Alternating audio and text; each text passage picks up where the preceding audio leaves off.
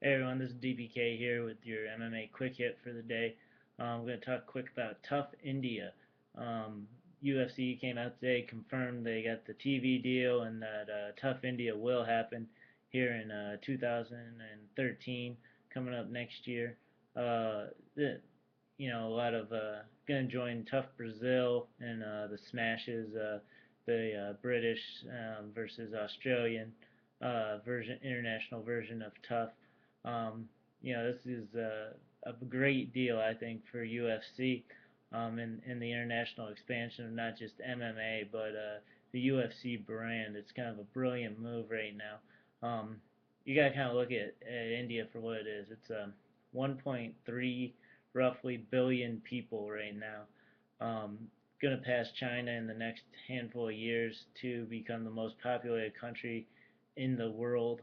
Um, it's just a very for when you're trying to sell a product, everybody that's a major brand is trying to get in there. They're getting endorsements with the star cricket athletes. There's two cricket players who play professionally in India, and that's it. Who are in the top 100 paid athletes in the world. One of them's in the mid 20s, and it's all because of he's making 20 some $1 million a year in endorsements.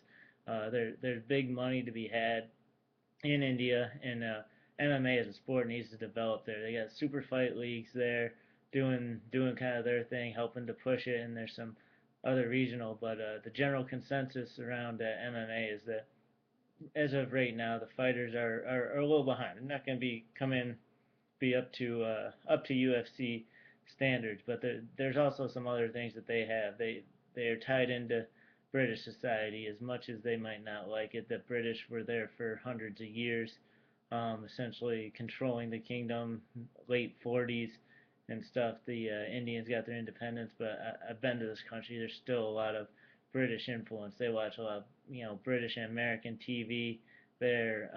A lot of English language. Over 12% of the population speaks English at some capacity. Many as a first language. That you want to put that in context. That's over 100 million people.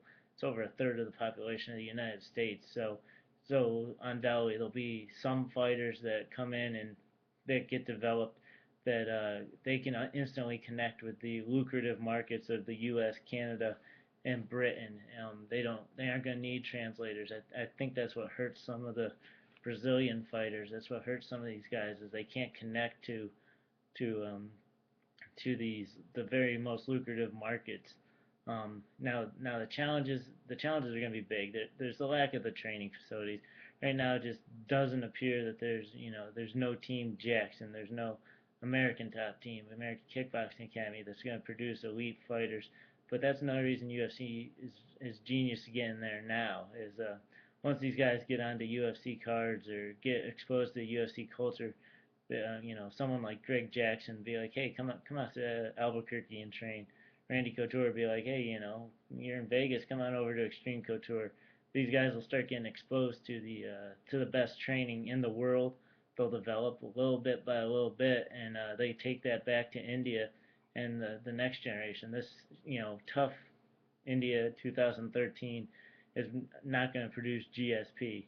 The success for Tough India 2013 will be if they produce Amir Sadala, a guy who can beat the bottom 25% of his weight class. UFC will nurse that guy around and find him enough success. And, if he develops into more, he does. If not, he hopefully can generate the skill set to take it back to his country and help the next group of fighters that's 4 or 5 years younger than him, develop, and then you might get a Dan Hardy who's a little bit better, then maybe a Michael Bisping who can polarize an audience, and then maybe you get that freakish GSP Anderson Silva type. I don't know, those guys are once in a generation fighters, but even a Uriah Faber, Dominic Cruz guy who can come up, win a title, and galvanize country behind them. Really, I think another key to the success is just how they approach this and how active they are. You got to kind of look, the rumored that in Japan they're going to run 4 shows next year to to try to generate and build up build up the talent there in the country, and I think that's exactly what they need to do here after TUF. Start running, small shows. Don't go crazy. Maybe you send over a B-list guy like, Sadala to headline with somebody else, or you send over a Court McGee to um, go headline. These are guys who've been on TUF. The locals will be able to relate to the show. They go headline a show over there. You fill the rest of the card with Indian talent, and you start sorting out who's good, who's worth a damn, and who needs to stick around. Overall, though, I think it's a brilliant idea.